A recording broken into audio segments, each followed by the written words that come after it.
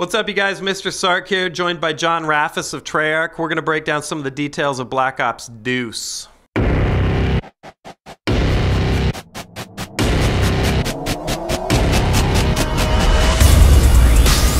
Let's break down some multiplayer features, because this is brand new stuff. You guys are bringing in shoutcasting. You're facilitating shoutcasting, esports, all that stuff. Plus, you explained Pick 10.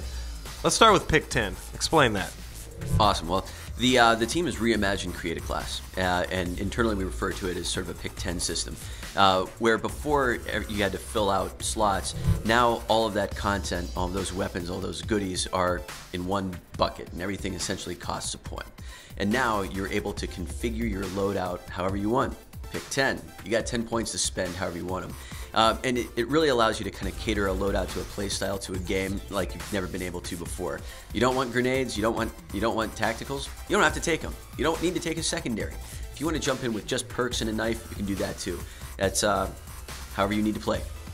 I did see, when I was messing around with this during the reveal event, I did see a kit that was no guns, all perks, just the knife. I think it was called Perk Pro. Some lunatic ahead of me had created it.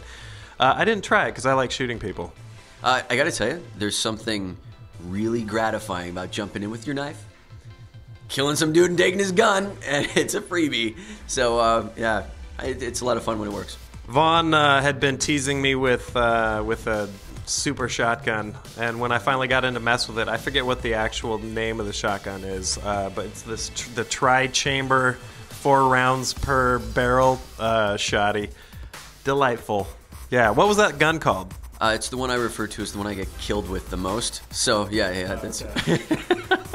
Yeah, so it's like, I like it. It was an interesting way to balance, balance shotguns. Obviously, range suffers, but on that gun, it was kind of cool because you have the choice to do sort of a half reload to get to your next 4 rounds, or you can do the full reload. I thought it was cool. Let's talk about the esports stuff for a second, because I know this is important to a lot of the Machinima audience. Tell me about some of the features that you guys are putting in for the guys like Fwiz and Hastro and all the up-and-coming shoutcasters out there. Sure. Well, the esports initiative has been a really big deal for the team at Treyarch, and it's really manifested in a couple new features. First, league play, which makes it easier to compete. I mean, you just jump in, you play, place you. And it really ensures the competition is fun at any level. Then you take that another step further, and you've got features like codcasting and live streaming. And really, what this does is, Call of Duty is its own competition. It is its own arena, and now people will have the opportunity to inject personality, wrap that in a production, and share it with the world. Now, I mean, this game is intensely popular. You get emotions run high whenever you guys share details. Now, the classic kill streak in Call of Duty has modified over the last few titles, leading up to score streaks here. Explain to everyone how a score streak works differently, maybe from what they're used to. Certainly. So, score streaks in Black Ops 2 really work to reward objective style gameplay, and I mean, it still pays to slay. Anything that helps your team win will earn your score. But when you are truly playing to an objective, whether that is capping a flag, protecting it, and that is where you have the opportunity to really earn more score and get into some of the higher score streaks.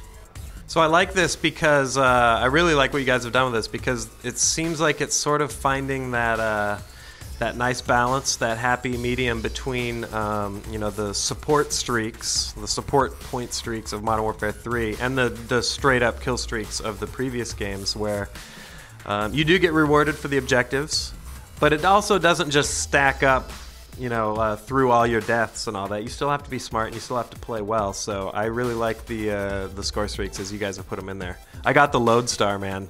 Filthy. That thing is no joke. I mean, when you get it, it is an absolute beast. In fact, yeah, I'm having flashbacks. I think you got one the other night, didn't you? Yeah, I was on the receiving end of that. Thanks. Yeah, no problem. That was awesome. I could hear the way that you guys had it set up. I could hear the full bank of monitors talking, including the enemies, and it was just like It was mixed. I'm sure it was cursing in German, and then there was a couple English that you might have been there. Yeah. What the fucking heck? Get this shooting me from space! God damn it! All right, well, John, thank you so much for chatting with me. Let everyone know once again when they're going to be able to get their hands on Black Ops 2. Call of Duty Black Ops 2 out November 13th on Xbox 360, PS3, and PC. Delivered like you've delivered that a million times already. Stay tuned for more Black Ops news. You guys, we're going to be putting vids up constantly until November. At which point, we're probably going to do another monumental live stream where we sit in our own filth, chairs packed with Cheeto dust and feces, and we play the game till none of us ever want to play it again. See, that's where I found that the use of adult diapers really come in handy. I mean, you get way more game time in. Yeah, yeah, they get a little. It gets a little bunched up, so I like to just use plastic grocery bags, man. It's low profile. That's amazing. You know what? I'm gonna go give that a try. That's right. That's how we finish interviews, man. We talk about shitting ourselves while we play Call of Duty.